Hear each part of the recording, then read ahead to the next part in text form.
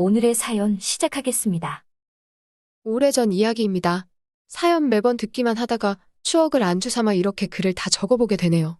제가 군대에 입대도 하기 전인 대학생 시절 이야기입니다.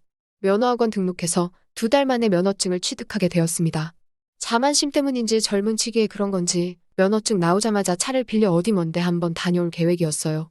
당시 그냥 잘 알고 지내던 형님의 차를 빌렸는데 주차장도 벗어나지 못하고 그대로 차를 긁어버렸습니다. 운전자 확장보험도 들지 않았던 터라 수리비가 있는 대로 나오더라고요. 수리비를 내겠다 했지만 당시 코올리게나 마찬가지였던 제가 돈이 어디 있었겠어요. 그래서 돈 빌릴 곳을 찾다가 당시 차를 빌려준 형님의 여자친구인 누님이 있었는데 그 누님에게 돈을 빌리게 되었습니다.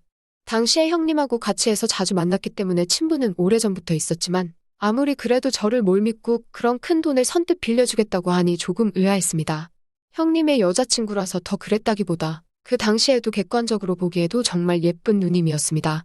마침 누나가 사는 곳이 제 자취방 근처라서 형님 빼고도 종종 만나서 식사도 같이 하고 근처 편의점에 불러내서 술도 몇 번씩 사주던 누님이었습니다. 제가 오해한 걸 수도 있지만 먼저 물어보지도 않았는데 그런 큰 돈을 빌려준다니 그때 혹시 이 누나가 형님을 만나고 있으면서도 나한테 관심이 있나 싶었습니다. 아름다운 누님이었지만 형님의 애인이라 감히 넘볼 엄두조차 나지 않던 사람이었고 저도 그때는 대학생이었으니 회사 다니는 누님보다 같이 학교에서 마주치는 여자들에게 더 관심이 있던 시기였어요. 부담감도 있고 해서 돈 빌려준 건 감사하지만 혹시라도 형님한테 못할 짓을 하게 되지 않을까 싶어서 거리를 두고 지내고 있었습니다.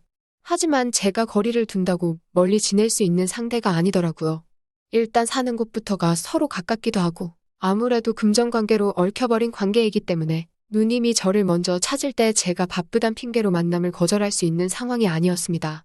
매번 저한테 돈은 언제 갚을 셈이냐고 불러내던 누님이었지만 막상 또 만나고 나면 돈 갚으라는 말은 따로 하지 않고 밥은 먹었냐 물어보며 밥도 사주고 집 근처에 새로 생긴 술집이 있는데 같이 갈 만한 사람이 없다며 저보고 같이 가달라 부탁을 하거나 했습니다. 아무리 제가 철면피라도 그렇게 저한테 잘해주는 누님한테 매번 그런 식으로 신세만 질 수가 없었지요. 어쩌다 운 좋게 내기 당구를 쳤는데 그날따라 당구의 신이 저에게 달라붙기라도 했는지 치는 족족이 돈을 따게 되었습니다. 누님에게 갚아야 할 돈에 비하면 턱없이 모자란 돈이었지만 그래도 조금이나마 돈이 생겼을 때 조금씩 갚아나가면 좋겠다는 생각에 누님에게 연락해서 누님을 불러냈어요. 평소에는 집에서 입는 편한 차림으로 오거나 퇴근하자마자 바로 만나서 회사 나갈 때 입는 복장이었던 누님이었는데 그날따라 한껏 차려입고 나왔더라고요.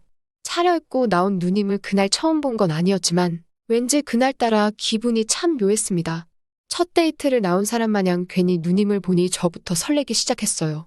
그래서 누님한테 돈 갚으러 나왔다는 원래 목적도 잊은 채 저도 모르게 누님 생각이 나서 한턱 쏘려고 불렀다고 말이 나오더라고요. 누님도 그런 저의 말이 의외였다는 듯이 활짝 미소를 짓는데 기뻐하는 모습이 그동안 나이 차가 많이 나는 누님이라고 생각했던 모습보다 그냥 제가 학교에서 자주 만나던 또래의 여자친구 같다는 느낌이 들어서 괜히 설렜습니다. 평소보다 훨씬 기뻐 보이는 누님을 보니 사실 돈을 조금이라도 갚으려고 불렀다고 말하기에는 미안한 기분까지 들었어요. 누님은 제 지갑 사정을 알고 있으면서도 첫 데이트를 나온 여자친구 마냥 한껏 들떠서는 그날 만남을 즐기기 시작했습니다. 그러다 보니 제가 그날 당구로 딴 돈보다 훨씬 더 많은 돈을 쓰게 되어버렸습니다. 누님의 밝은 미소에 취해서 쓸데없는 지출을 하게 된 제 자신이 원망스러웠어요. 그때부터 몇 가지 고민이 머릿속에 오고 가기 시작했습니다. 원래도 제 자취방 근처에 살던 누님이었으니 그날 하루를 신나게 즐긴 누님을 집까지 바래다 주겠다고 하는 길에 5만 가지 생각이 오고 가며 말을 할까 말까 고민하던 차였습니다. 그리고 현관문을 열고 들어가려던 누님을 불러세워서 결국 솔직하게 털어놓았습니다. 사실 오늘 불러낸 이유가 돈을 조금씩이라도 갚으려고 한 거였는데 생각보다 지출을 너무 많이 하게 되었다고. 그래서 정말 미안한 말인데 오늘 같이 놀면서 쓴 돈을 제가 갚아야 할 돈에서 까줄 수 있느냐고 물어봤어요. 저의 염치 없는 질문에 누님이 기분이 상해 실망했다는 느낌이 역력했습니다. 괜히 누님을 화나게 만든 건 아닌가. 그동안 돈 갚으라고 독촉 한 번 한 적이 없는데 괜히 제가 매를 벌고 있는 게 아닌가 그런 생각이 들었습니다. 좋은 소리 들을 거라고는 기대도 안 했지만 조금 걱정이 되기도 했는데 누님이 저를 불러세우며 오늘 쓴 돈이 얼마냐고 제가 부탁한 대로 그 돈에서 까주겠다고 하는 겁니다. 돈 갚으라고 말한 적도 없는데 왜 이렇게 무리를 했냐며 다음부터는 솔직하게 말하라고 하더라고요. 그리고 제가 소액씩 돈을 갚으면 누님 입장에서는 계산하기 번거로우니 되도록이면 한 방에 다 모아서 갚아달라고 부탁을 해왔어요. 그리고 당장 급한 돈이 아니니 부담 갖지 않아도 된다고 제 사정까지 배려를 해주더군요. 그때는 참 누님의 마음 씀씀이에 감사한 마음까지 들었는데 그때는 제가 지금보다 더 철들기 전이기도 하고 호의가 계속되면 그게 당연한 건 줄 안다고 했나요? 누님이 돈을 천천히 갚아도 된다기에 처음에는 저도 조금씩 저축을 하고 있었는데 이런저런 이유로 모으고 있던 돈을 조금씩 빼서 쓰다 보니 갚아야 할 돈이 있다는 사실조차 잊은 채 결국 그나마 모으고 있던 돈도 노는데 다 써버리고 말았습니다. 그때쯤부터 그래도 양심은 남아있는지 죄책감이 들어서 자연스럽게 누님을 멀리하게 되었어요. 근처에 살아서 저를 자주 불러내던 누님이었는데 시험이다 바쁘다 이런저런 핑계를 대면서 누님을 멀리 피하게 되더라고요.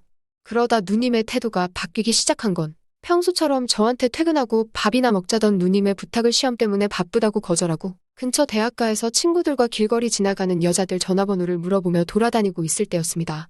지나가는 여자를 불러세워 전화번호를 물어본다고 불러세운 사람이 다른 사람도 아니고 바로 그 누님이었어요.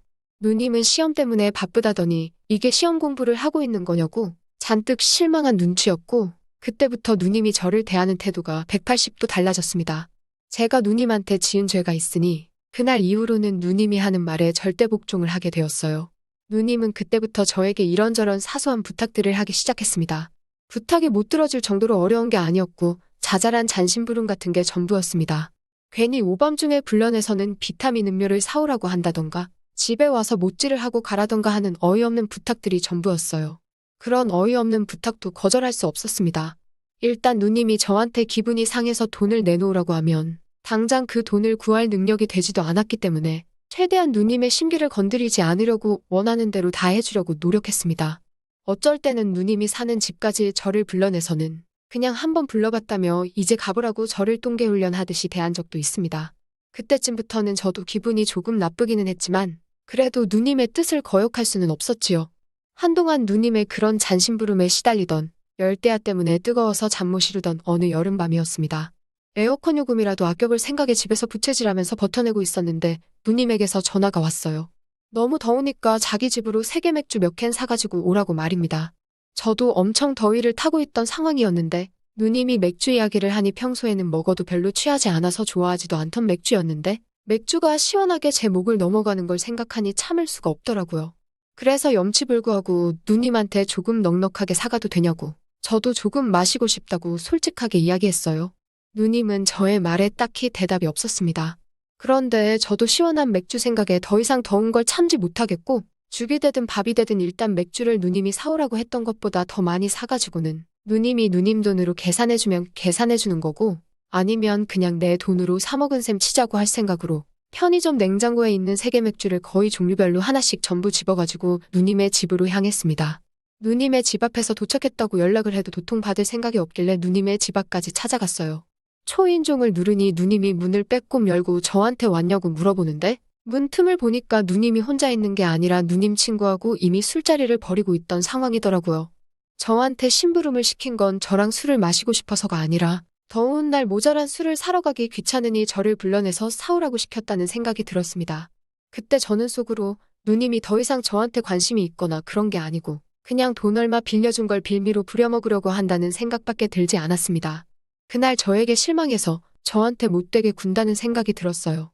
누님은 제 손에 들려있는 봉지를 낚아채듯 가져갔는데 아무리 거리가 가까웠어도 저도 더위를 참으며 맥주 사들고 걸어온 거리가 있었기 때문에 이대로 돌아갈 수는 없다는 오기가 생겨서 문틈을 비집고 들어가 누님의 집 안으로 들어갔습니다.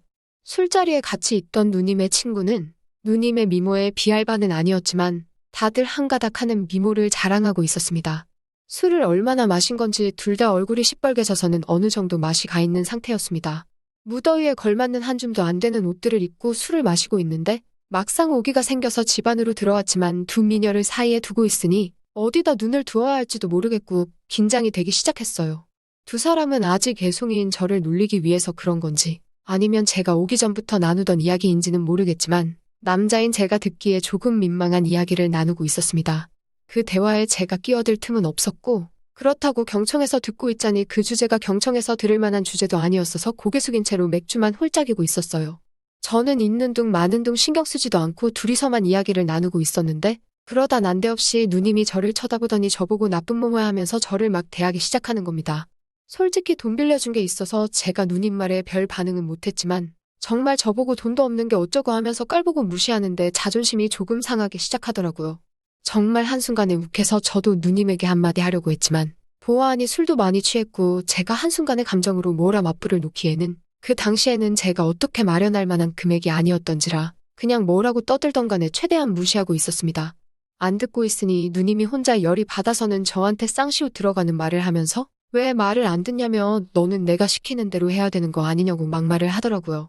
듣다가 참을 수가 없어서 담배 한 대 꺼내물고 밖으로 나갔습니다. 그냥 그 길로 집에 가버렸어도 됐을 텐데 괜히 또 누님 심기 불편하게 만들었다가 돈 내놓으라고 할까봐 격양된 마음을 진정시키고 다시 누님 자취방으로 들어갔어요. 들어갔는데 누님은 온데간데 없고 누님 친구만 남아서 저를 기다리고 있더라고요. 말한 것처럼 이 누님도 어디 가서 미모가 빠지는 사람도 아니었고 짧은 반바지 때문에 아까부터 계속 시선을 빼앗기고 있었거든요. 그리고 누님 친구하고는 금전적으로 얽힌 것도 없으니 누님이 술에 뻗어 있는 이 상황이면 이 누님과 즐거운 시간을 보낼 수 있지 않을까 하는 생각이 들었습니다. 누님의 친구도 많이 취해 있었는데 제가 건네는 술을 따로 거부를 하지 않더라고요. 저는 맥주 몇 모금 마신 것 말고는 맨정신이나 다름없으니 독한 술 몇 잔만 마시면 되겠다는 생각에 한껏 텐션이 올라갔습니다. 자연스럽게 술을 따라주는 척 누님 친구의 가까이로 붙어 앉아서 본격적으로 작업을 걸어보려고 하고 있었어요. 누님의 친구 역시 술기운인지 저를 거부하지 않았습니다. 한참 술 마시는 걸 미뤄두고 둘이서 재미를 보고 있는데 방 안에서 누님이 술기운으로 고생하는 소리가 들리더라고요. 그 소리가 들림과 동시에 누님의 친구도 정신이 번쩍 들었는지 저를 밀치더라고요. 누님의 친구는 아무리 술에 취했다고 해도 누님을 배신할 수 없다고 말하면서 누님이 저를 동생이 아니라 남자로서 좋아하고 있다는 사실을 말해줬습니다. 애인이 있음에도 불구하고 제가 좋아서 그런 큰 돈을 빌려주고 돈을 갚지 않아도 뭐라 말을 하지 않았던 것이죠. 거기에 제가 데이트를 빌미로 돈 이야기를 꺼냈던 일 때문에 누님이 상처를 받았다는 것까지 모든 퍼즐이 한 조각으로 합쳐지는 순간이었습니다. 누님 친구가 방금 있던 일은 비밀로 해줄 테니 어서 방으로 들어가서 누님의 마음을 받아달라고 하더라고요. 누님 방 안에 들어가니 누님이 술기운에 고통스러운 듯 침대에 상반신만 걸쳐 누워서 바닥에 쓰러져 있었습니다. 레슬링 기본 자세처럼 뒤집어져 있는 모습 때문에 방문을 열자마자 눈뜰곳을 찾기가 힘들었는데 그 와중에 누님과 눈이 마주쳤어요.